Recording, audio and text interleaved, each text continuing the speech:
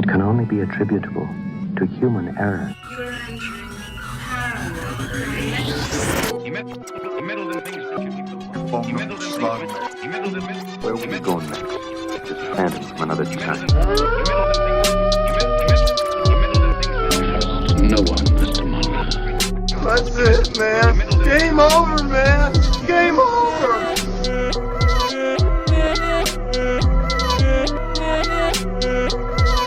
That is one big pile of shit. Hello, everyone. I'm Eli Watson, I'm Jasmine With And I'm Stephen Myers. and you're listening to Cryptid. Campfire. Woo! Hey, that was pretty Hey. smooth for not having Alex here. Right. Welcome everyone to another day at Cryptid Campfire Summer Camp Edition. Today we are joined by special guest Katy Elizabeth, who is a Champ Researcher. How you doing today, Katy? I'm doing great. How about yourself? I'm doing well, doing fantastic. How's the weather over there on Lake Vermont?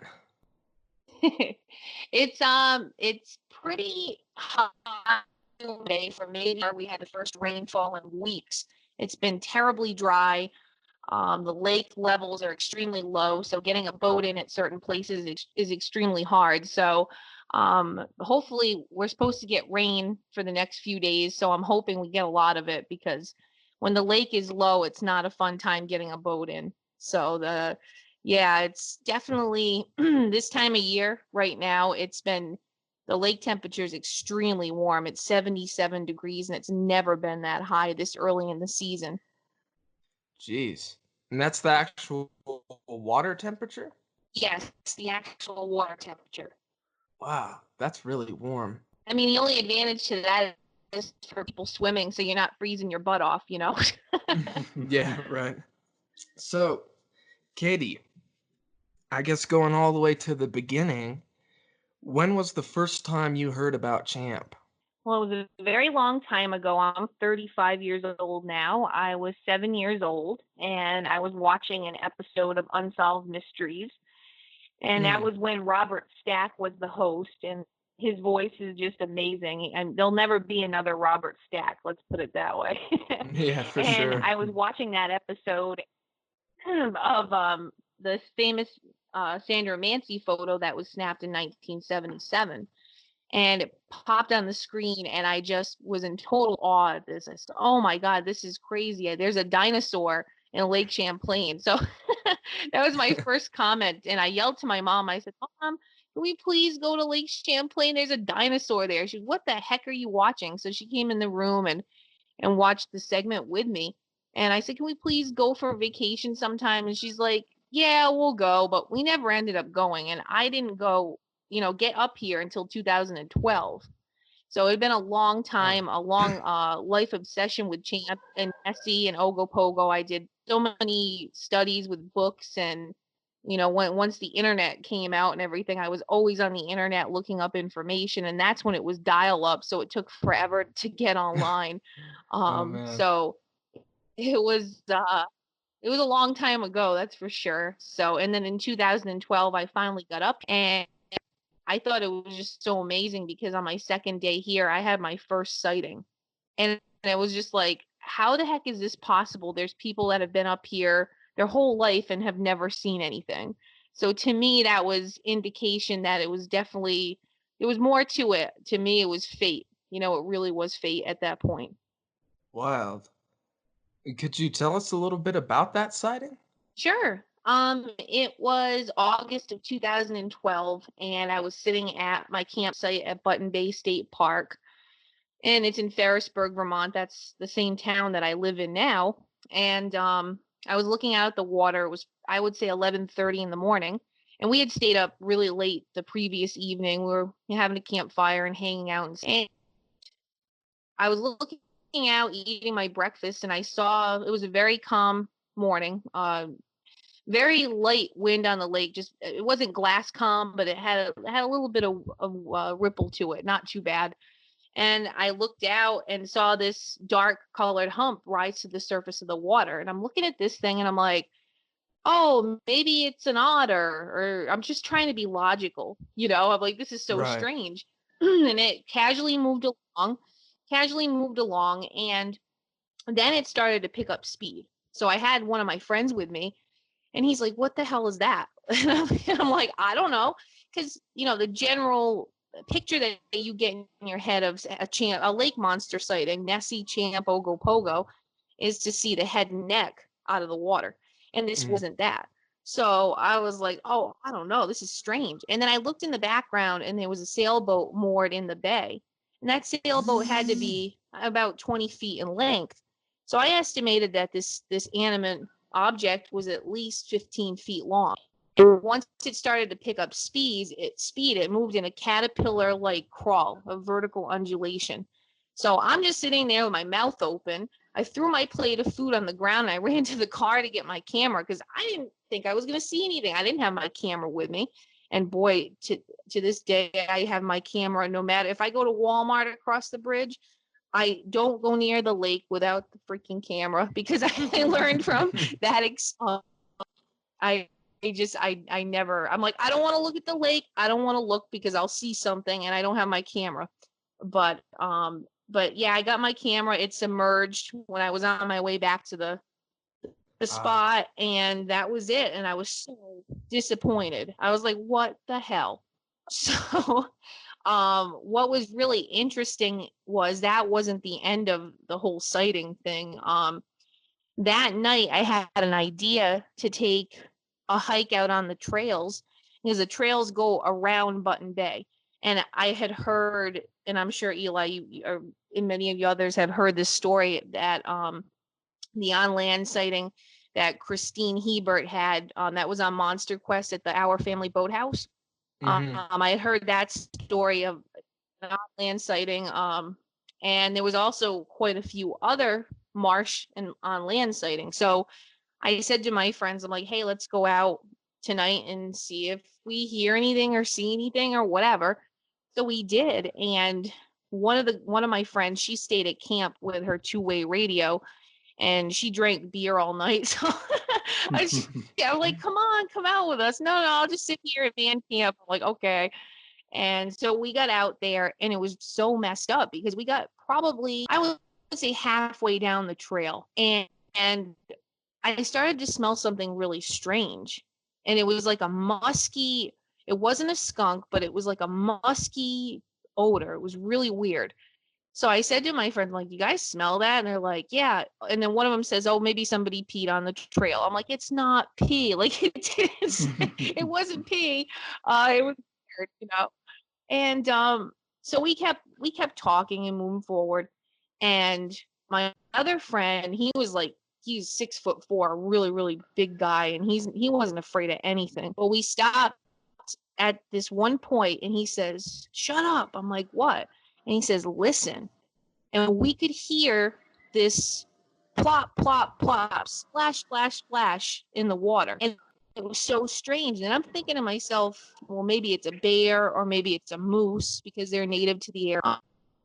It didn't sound like a fish at all because you could hear footsteps in the water. So I'm trying to be logical as I always am. And it didn't fit into anything I ever heard before. And it was so loud that my partner there, the guy that was head of we were actually a paranormal team at the time. He was so scared. He starts running the other way. I'm like, what the hell? And then everybody's running towards camp because they're scared. And I'm like, I don't care. I'm not scared. I want to see what the heck it is. So when we got back to camp, I got thinking about the on-land sightings and stuff. And I was just like, wow, that's weird, So we had gone back the next day and looked where, in this area, because I marked it on the GPS. We had like a handheld GPS thing. And I marked the location. And we got back there the next day. It was really weird. It wasn't an area where deer were laying down because, deer will lay down, they'll make a big imprint, that's common. But this was like, it looked like something slid down the embankment. It was the weirdest thing. Like all the grass was matted down to the beach. And I was like, wow. So I took pictures, and he's got them, and I haven't talked to him in a long time. I have to try to get him because he moved so many times. I don't even know if he still has them. But it was just basically a a whole bunch of matted grass down in like a trail. When we went back there that night, the same thing happened. And guess what? They ran again. I'm like, you know what? I'm just going by myself next time. It was just awful because I wasn't scared. I'm just like, you guys are the biggest chickens. So that was my first experience. In the on land encounter, I don't really tell many people about that. I mainly just tell them about the first sighting because, rather than getting into too much detail and stuff. But those were my first experiences of something strange. But the sighting for sure I know was Champ. But the nighttime stuff, I don't know. It was weird, and I'm sure it was, but I can't tell because I didn't see Right. what it was, so it was very strange for sure. Wow, that's pretty insane, actually. I know it sounds like a movie, but like this is like 100%. I mean, the thing is with me, I'm a straight shooter and I don't make up stories. Like I just tell the way it is. And sometimes people don't like the way I tell it, like someone will say, "Oh, I caught a fish the other day and it was 3 feet long." And I'm like, "No, you didn't. That was like a foot and a half long." And they're like, "Shut up." Because I'm always honest with whenever I something, I blow people's cover sometimes and they're mad, but that's just the way I am. I'm honest. Now, did you say that you were a part of a paranormal team as well? This was back in 2012. I was, yes. I don't do paranormal work anymore just because we had some really strange things happen after visiting a couple of locations, and then I got into the Champ field work, and then I was just like, I'd rather have Champ follow me home than some ghost. But it was a fun experience. I had a lot of fun doing it. It was just I would pick up on certain things, and I used to freak the other team members out. Like we would go into a cemetery and I'd start jotting down names without even looking at the stones right before we get into the place, and then we'd find them, and I'm like, oh my God, I can't do this anymore. It's freaking me out. So, Ooh. but That's yeah, a really I've had a good lot of point. weird things happen. I've had a lot of strange things happen, but with Champ, I mean, it's all science. My research with Champ is all science based. Not to say that there's not anything paranormal that surrounds them, but in my opinion, they are a biological species. So, I don't think that they come through some sort of trans-dimensional tunnel that goes to Loch Right. Ness or something like that. I don't believe that. Right. It's me and Stefan just watched the Grudge the other night. So we know all about paranormal entities following you home. Yeah. So Oh gosh. And yeah, I mean, and then finally a few years ago I was coming up here every 2 weeks because I'm from the ocean state, which is Rhode Island. So that's why I'm really familiar with boat wakes and whales and dolphins. I've done a lot of biology work in the North Atlantic. So I'm very familiar with biological things, and also misidentifications, waves, ducks. I mean, there's times where I've seen a row of ducks flying over the lake very low, and I'm like, oh my God, I think it's Champ. And then I zoom in and I'm like, oh crap, it's not. But you know the difference when you have an eye for the water. You learn to tell the difference between something that could be a misidentification versus Champ. So it's basically practice. oh, I bet. I mean, even here at Lake Tahoe, I mean, I've been looking out at the lake, hoping to catch a glimpse of Tessie or whatever. And, I see humps of something or whatever. It ends up just being a wave or a duck or something. It's really hard to tell. Yeah. Yeah. Yeah, it is tough.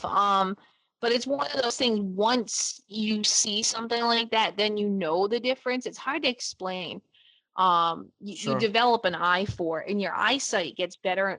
Your eyesight gets better and better. Like I'm 35 and I have friends that are blind as a bat at my age. And I'm like, I'm so blessed to have good eyes, because otherwise I wouldn't I mean, I could get contact lenses, but I mean, it's one of those things where you have to have really good vision, because the general consensus of the size of these animals is, they are 15 to 25 feet in length.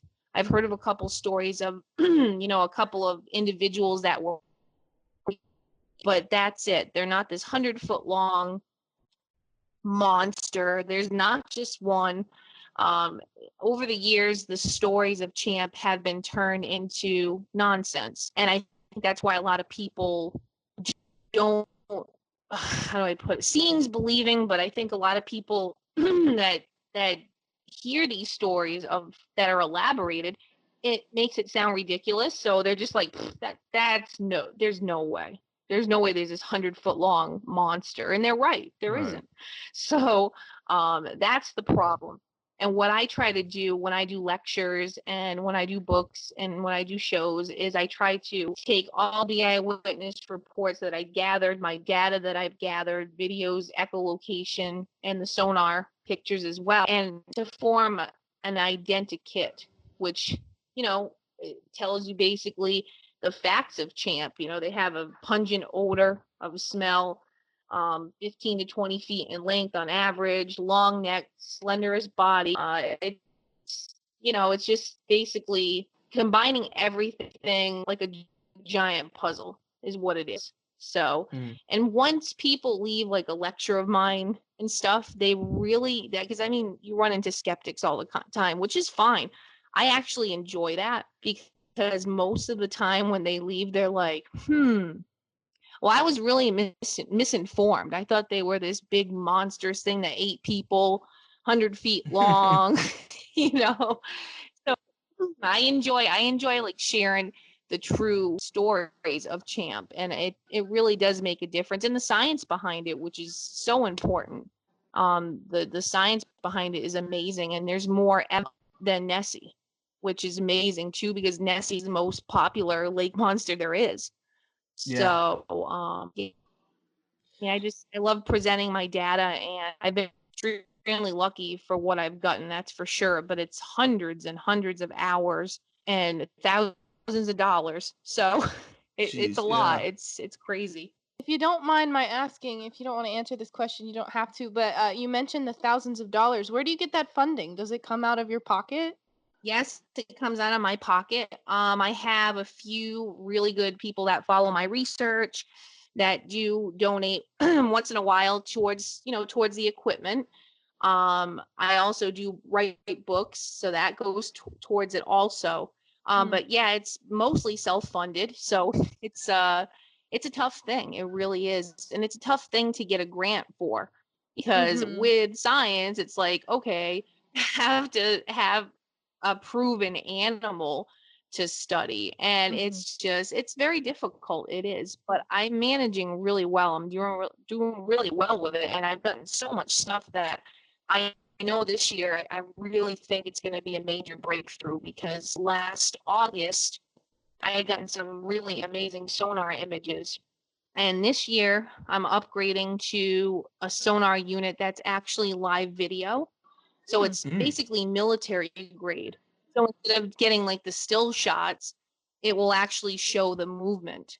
And there's a specific area where I captured these two animals, a pair, 2 times within 3 weeks apart. So I know where the area is, and I'm going to do a lot of sonar sweeping.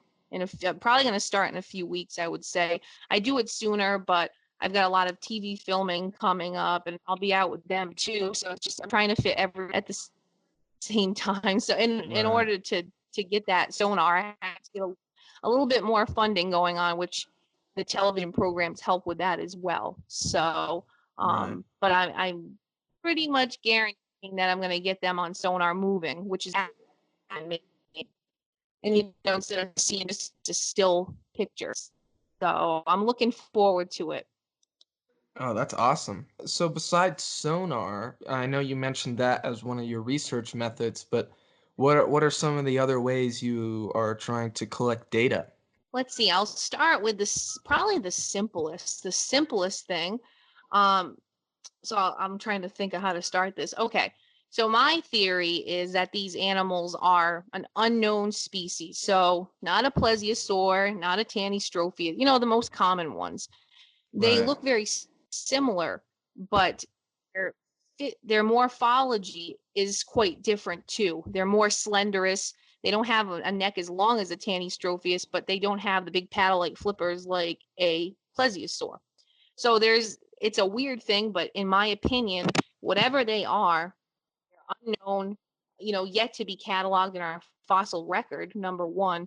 And number two, I believe that they're ectothermic. So ectothermic would be reptile or amphibian. And the reason why I believe that, there's been many reports of these animals sunbathing, and sunbathing for an ectotherm is extremely important to sustain their inner core temperatures. So as humans and also mammals are endotherms. So endotherms are able to sustain their own core temperature themselves. Makes sense with the winter time here on Lake Champlain, when sometimes the lake does freeze over. There's no sightings. I mean, there's been a couple of freak sightings in the past, like really strange sightings, but I don't know what the water temperature was during that time. This is going back like in the 80s.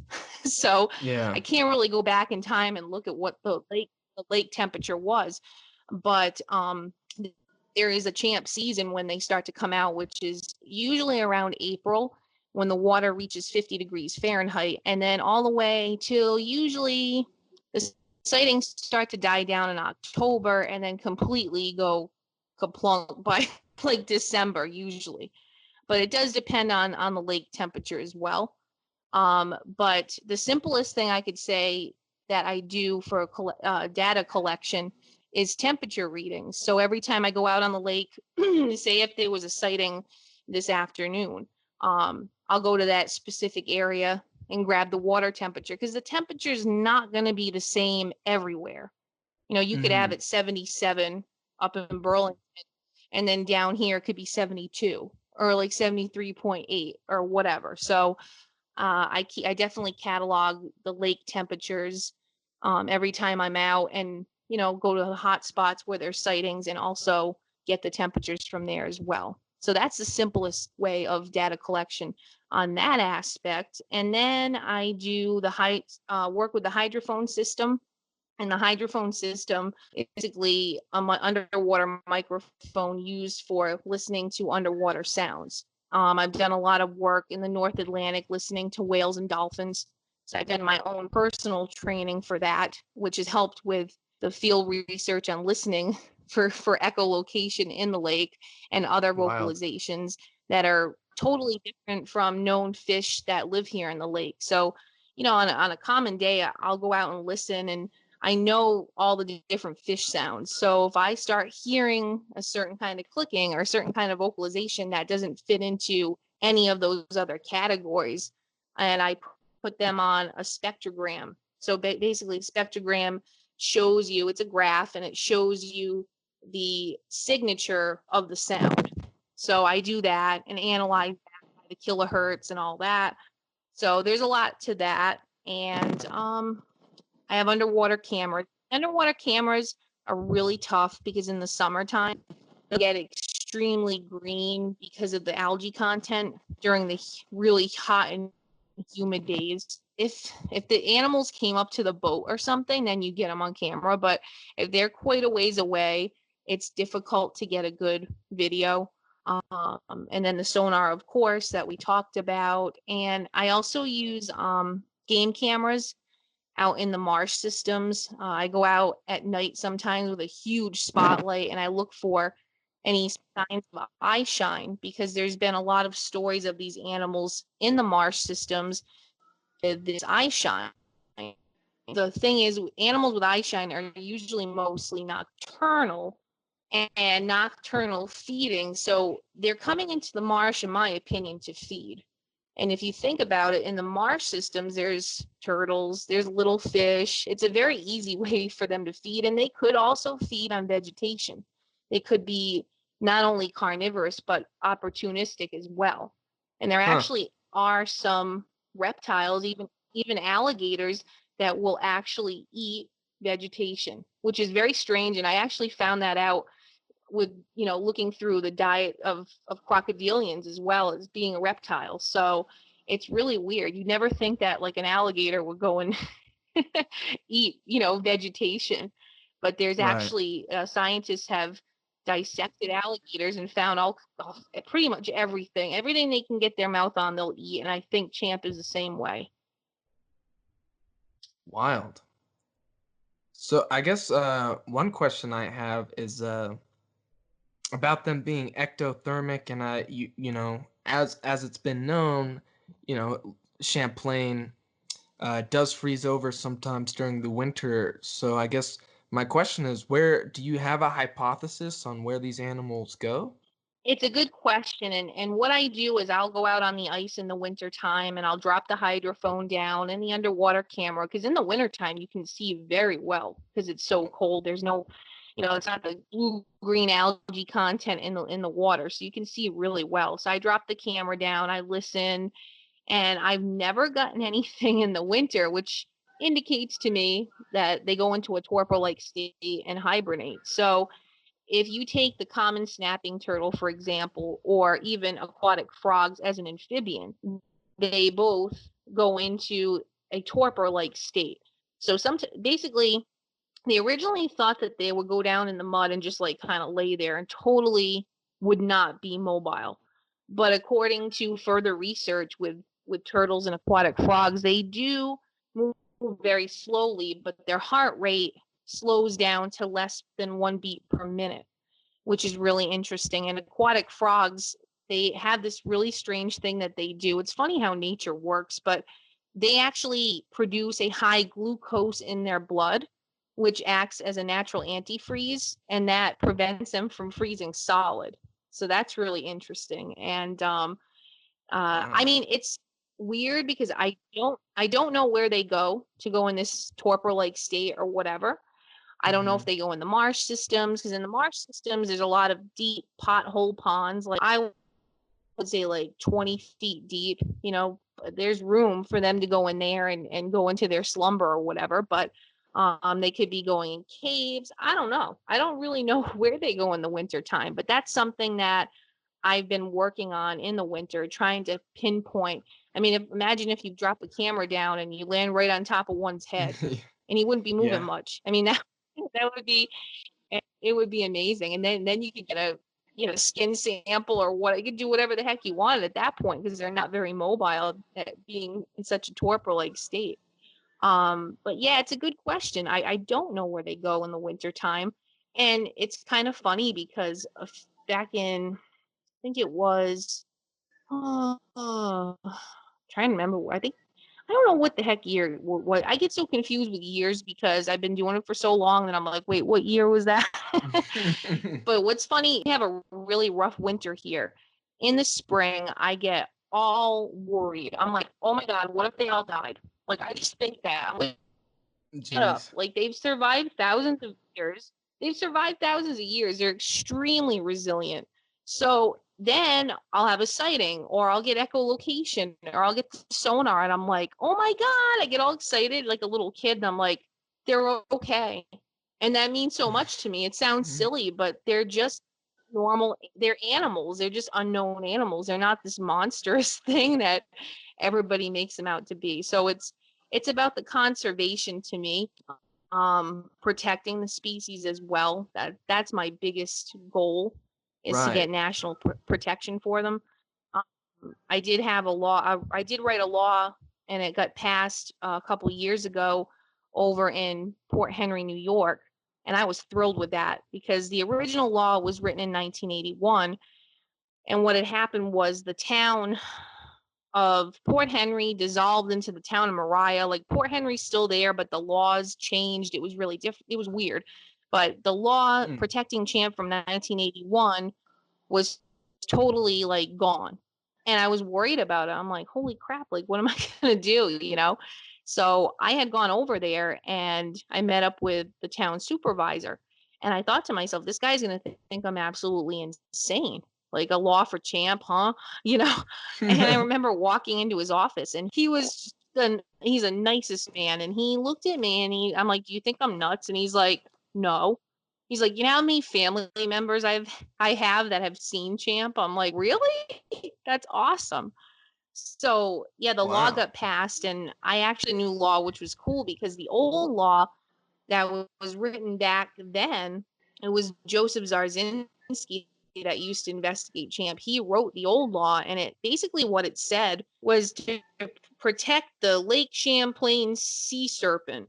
And it didn't say anything about like a biological animal. It sounded kind of stupid because it said sea serpent.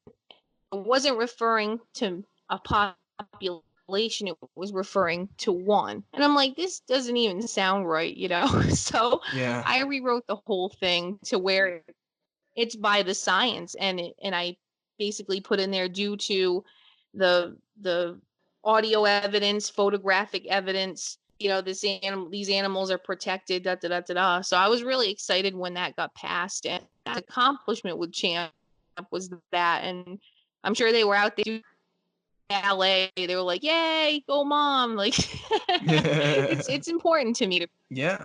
So, speaking of photographic evidence, what do you think about the Sandra Mancy photo? Oh, there's no doubt in my mind that that's the real deal, because I have now. If you do get a chance to read my new book when it comes out in a few weeks, I think you'll really like the part where I talk about expeditions and evidence is the chapter, and I have comparisons between the Mancy photo, the sonar that I have, the sonar pictures, and also some still shots that Dennis Hall had gotten from some of his videos.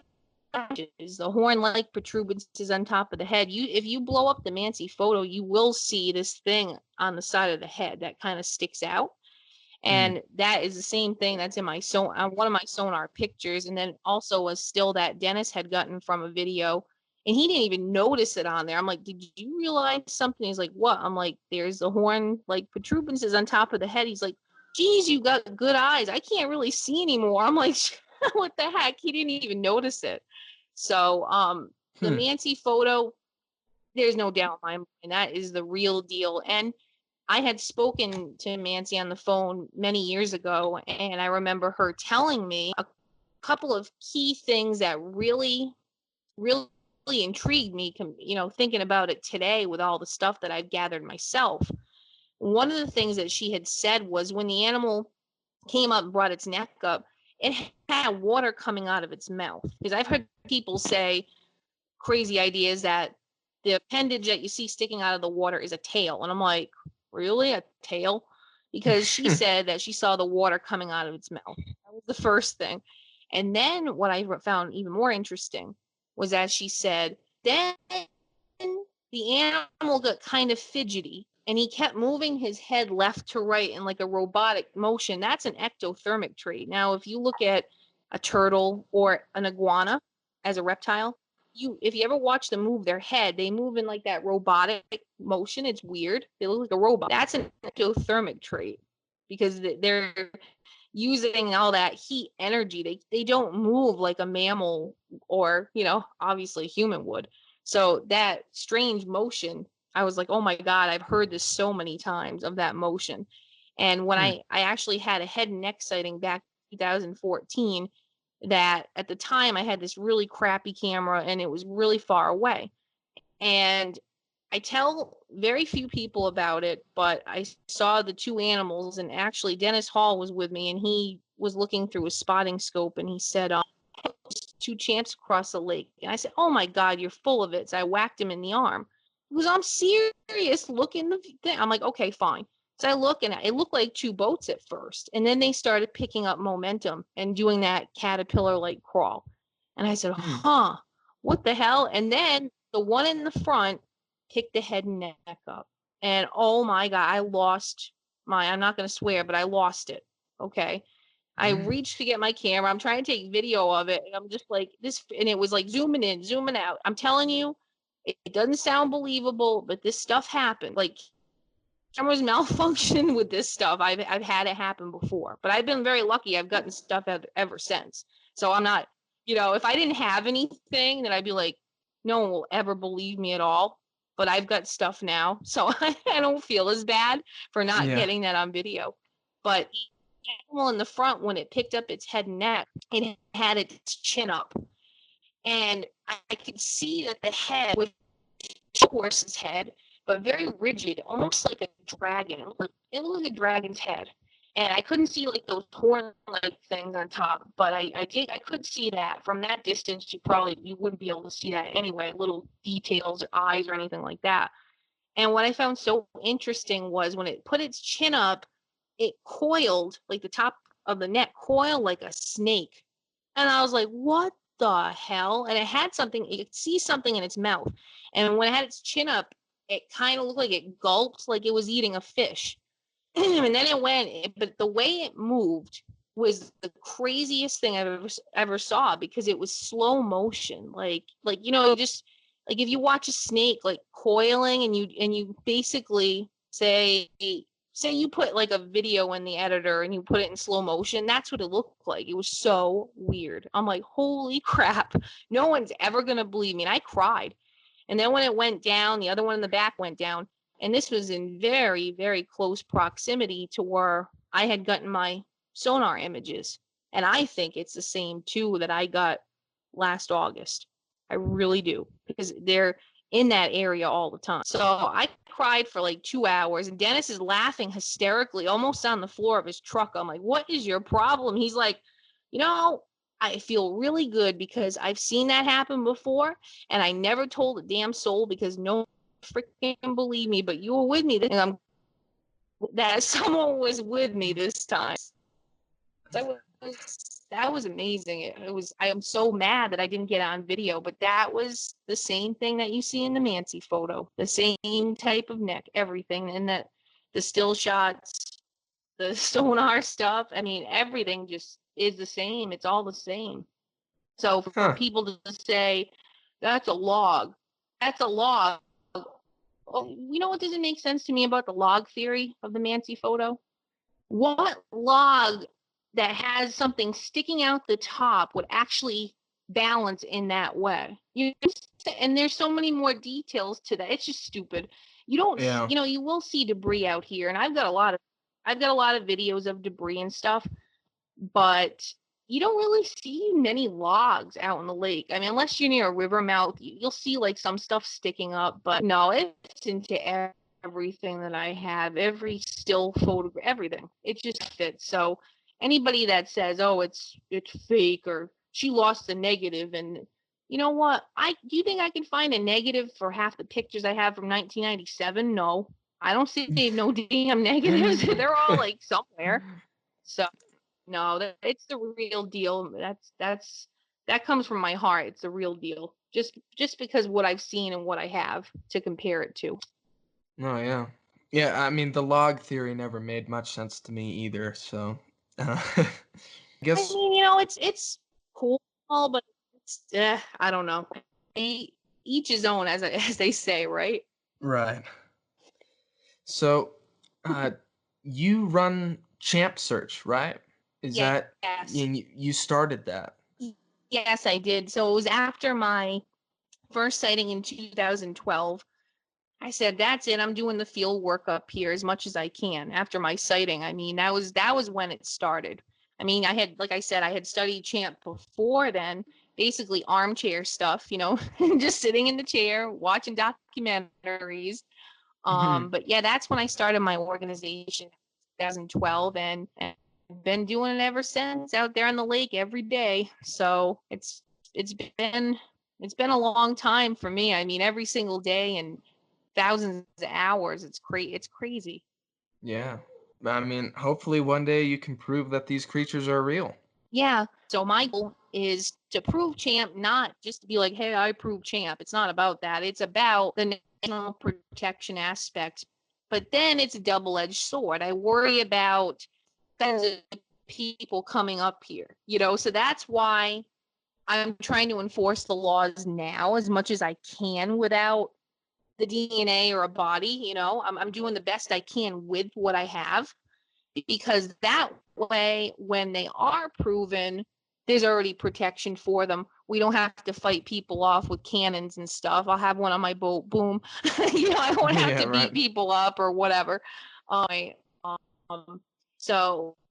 this year, I had a lot of really great stuff happening, and I'm working with 3 different networks for 3 different channels. I can't say who it is because I'm under contract, unfortunately. But you guys will find out. I'll let you know pretty soon with that. And I'm working. I'm trying to figure out how to put this out there without giving it away. But I'm working with something that has to do with DNA proof. That's all I can say. So. Interesting. So yeah. Can I think it's gonna be. I think that's gonna be. Can Go I ahead. guess this is something similar to Loch Ness? Yeah, definitely could be. Yes. Okay. So I'm working on that. Working on that now, and it does take time to complete that sort of thing. As you know, it took forever with them. So I'm working on that, and I really have a good feeling that that's going to be a big breakthrough. I really think that the results are going to be quite interesting. With Loch Ness, what I find interesting about that is 20% of, from what I remember reading, 20% of the DNA was unknown, and that's a pretty good chunk. Think about it. There's other animals that they did not pick up in their study that are known to be in Loch Ness. So it depends on degradation. So it depends on where they took the samples, what time of year they took the samples. There's a lot of factors there. So with that, if that was me at Loch Ness, I would have been out there during the peak season of these animals being active. So, I mean, even if they're not active during the winter, because I know that Loch Ness doesn't freeze over, but a better results would have came from doing the collection in a different way, using the sighting reports. Like say if there was a sighting yesterday, like, okay, let's get over to that spot right now and get a sample. So, yeah, and they could be covering something up too. You never know. You don't know. I don't know. There's a lot of weird stuff out there. Yeah, there is. Typical for our show, we really like to get to know, cryptozoologists and, researchers, more so than just their research, So, according to a rumor on the internet, you were involved in equestrian racing? Oh, show jumping, actually. Oh, really? So, so you were. That's a little different. He's basically going over jumps. Yeah, I've been doing that since I was 7, so it's been another lifelong venture with that as well. Huh. That's really cool, though. I love horses. I just, I don't know, they kind of intimidate me, I guess. Well, they're big, and I remember when I was little, I was so scared at first. Like I would go in the barn where I took lessons, and they would stick their head out, and I'm like, oh my God, they're gonna bite me, But it wasn't long after that I got so used to them. But they're very big, and they are intimidating. So I can't blame you on that. They're an animal that weighs a ton. So they're and especially if you get on one that doesn't behave. I've been thrown off a few times in the past. You develop like this thing, like when you're a kid, you're very fearless when it comes to riding. And then once you get like my age, you're like, oh no, maybe I shouldn't ride that horse. It's totally insane. I'm gonna get hurt. You don't think. You're like, oh, I'm invincible. But then later on, you're like, okay, I need to really think about this. Well, I think little kids seem to be more flexible than us adults. So, Very true. Very true. and if I understand correctly, you're also a model. Yeah, I haven't really done it in a while though. It's been quite a few years. I used to do a lot of beauty pageants and modeling and that sort of thing. But the pageants always cost so much money. And I'm just like, you know what? At this point, I've got enough crowns and trophies and all that stuff. It's time to just do Champ full time and heck with the other stuff. But I might do a little bit of that eventually. But as far as like the modeling stuff, I try to, with the cryptozoology and everything, it's so time consuming with what I do that I really don't have the time. But yeah, I've kind of worn a lot of hats in my life. I've done a lot of different things, and it definitely keeps things interesting. But I'm more of an outdoors girl. Like I don't care. I don't mind sleeping on the ground or getting rained on. I love nature. I'm a big nature person, and being out in the water every day is just, it's my element. I could never have a 9 to 5 stuck in an office job every day because I would go absolutely insane. So I'm very blessed to have a job that I really thoroughly enjoy. That's awesome. I mean, that's the goal, right? It's just to find that job that you really enjoy and you'll never work a day in your life. That's right. Absolutely. So here, another tradition of Cryptid Campfire, we tend to ask our guests this question.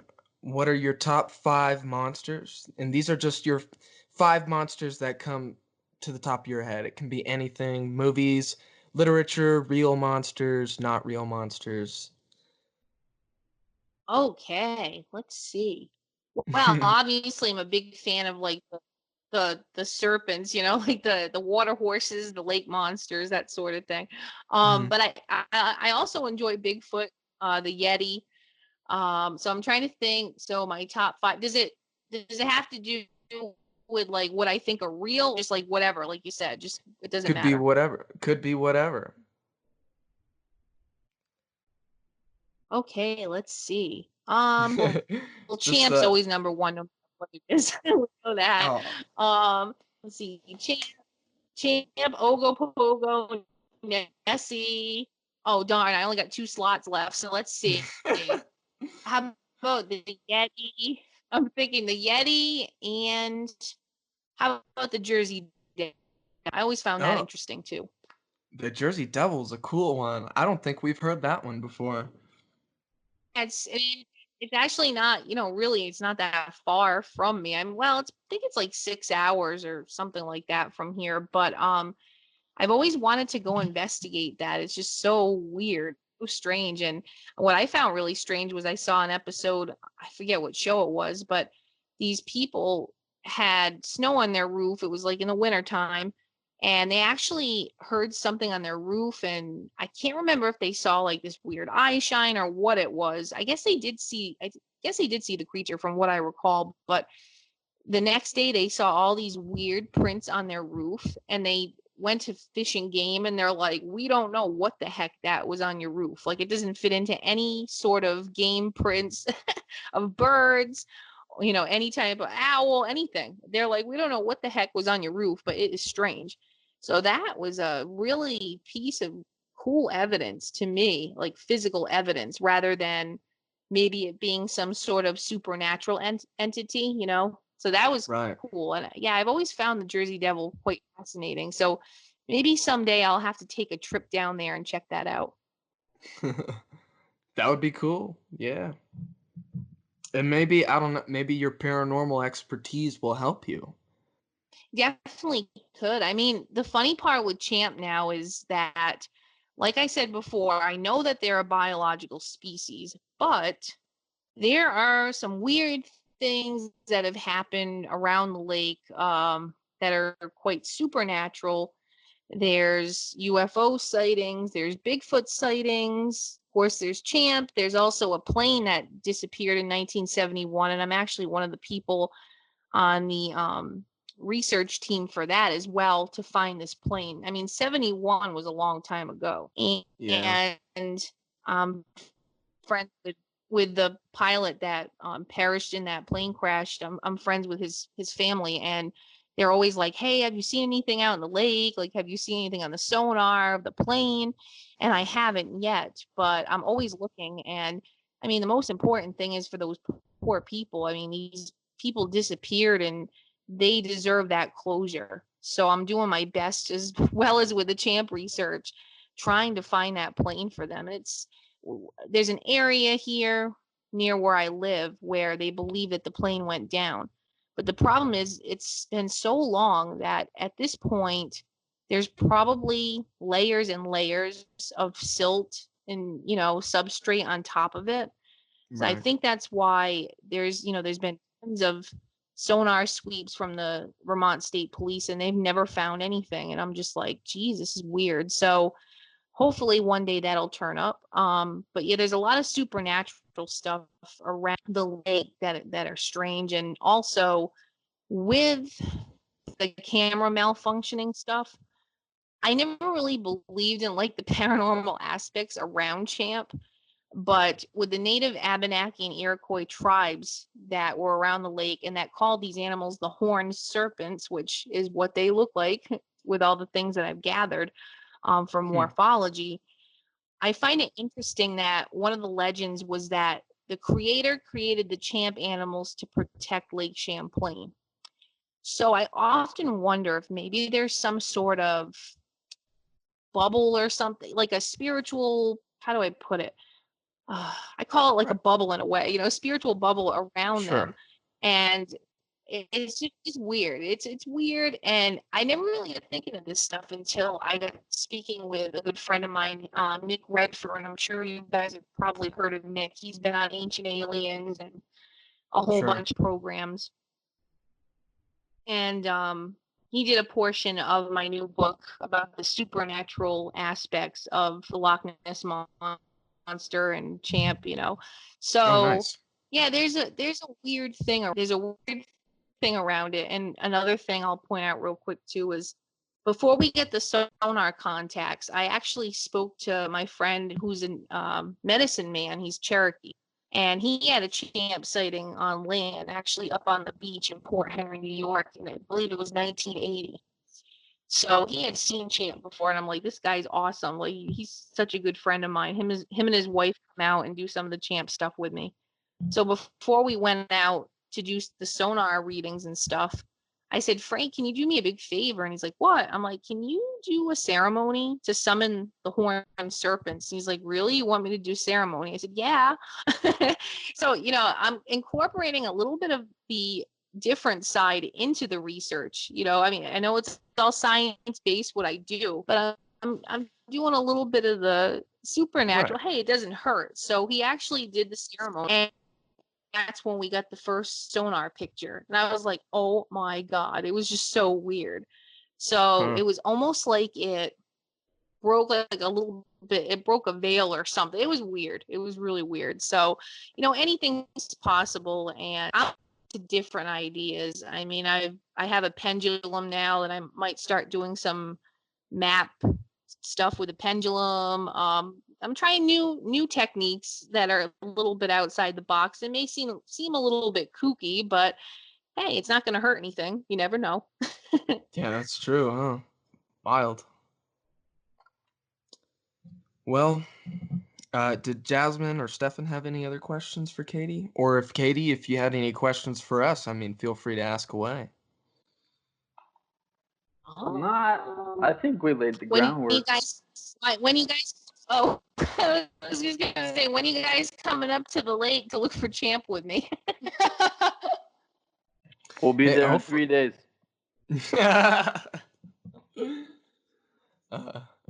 I mean, hopefully next year. I mean, Lake Champ. The pandemic. Yeah, I mean, the pandemic is really putting a dumpy downer on my plans for this year. But all right, well, I guess we'll begin our sign-offs. Katy, did you want to, you know, basically sign off and just anything you want to plug? So my website, if anybody's looking to find out more information on my everyday field research, you can go to Facebook and type in Champ Search in the search bar, and I put live up-to-date videos, pictures, all kinds of stuff on there. And then also I have a website. It's www.officialchampsearch.webs.com, and I will be releasing a new book possibly in a few weeks, I'm hoping. It is called Water Horse of Lake Champlain, The Search. And that is going to be chock full of really great information about my data that I've collected, many newspaper reports over the years, as well as many eyewitness reports that have not been told before. And that'll be available on Amazon.com and also on my Facebook page that I mentioned and my website. And if anybody wants to order a copy, a signed copy, you can contact me through my Facebook page. Awesome. And hopefully I can do a review of it. Oh, that will be great. I'd appreciate that. Yeah, absolutely. I'm a big fan of your work. Like Katie said, please check out the Champ Search Facebook. That's some of the best photos I think I've seen of Champ. You know, it's none of that crappy internet quality. Even though it's on the internet, it's actually good.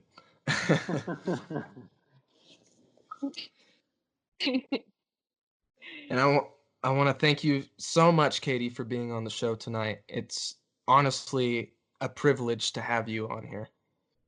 Oh, thank you very much. It was an honor to be on the show and talk with you all. Right on. Thank you. Same. I mean, I guess if I'm just going to throw this out here, it's not often we get to talk to female cryptozoologists, you know. It's definitely a male dominant field, so it's awesome to see, you know, women. Oh yeah. I don't know. I just think it's awesome. Yeah, it's pretty.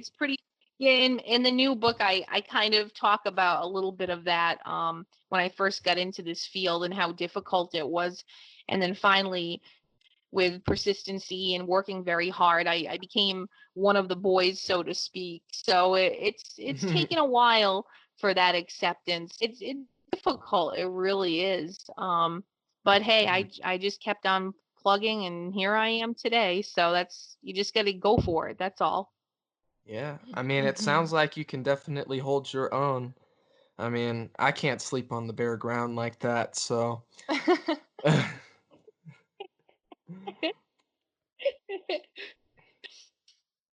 Oh boy. Well, thank you very much. And damn, how are we gonna do this? Someone else has to take the lead because Alex isn't here. All right. All right. Eli Well- May with, how do I find you on Instagram? So which one is who you asking? Jasmine Watson. Instagram. That's weird. Well, I will go first. My name is Jasmine May with. You can find me on both Twitter and Instagram. My name is the same on both of those. JASMINEMAEWITH. And Stefan, how do I find you online? Aha. You can find me at Instagram at Myers Stefan. That's MYERSSTEFFEN. You could also follow me on Twitch. I play Resident Evil 2 in the dark. It's pretty scary, you know. I mean, if you're into that kind of stuff, I blast screamo music. If you're into that, go ahead and I'm just kidding. You should do it. Yeah, maybe. I still gotta play Leon's storyline. Okay.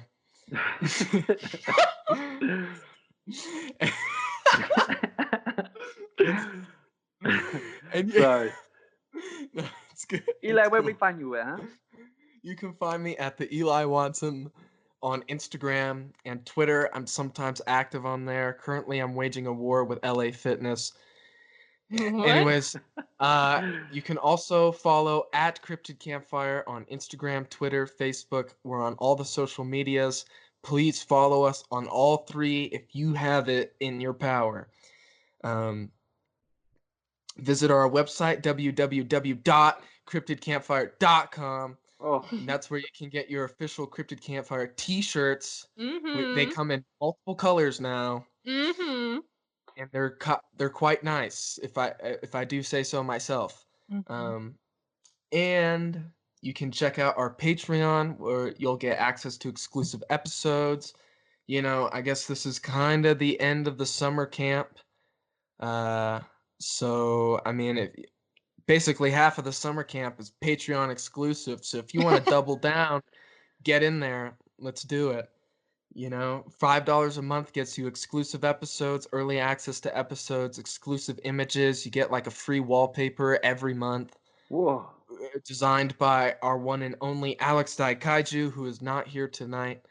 But so thank you, everybody. Hope you had a blast. I know I did. Yeah. Me too. And we'll see you next time. Woo! Good night. All right, you guys have a great night. Thank you. Bye.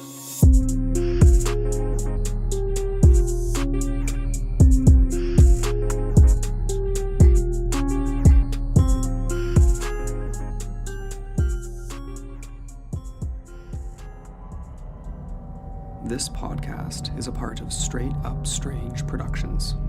Discover more shows like this one at straightupstrange.com.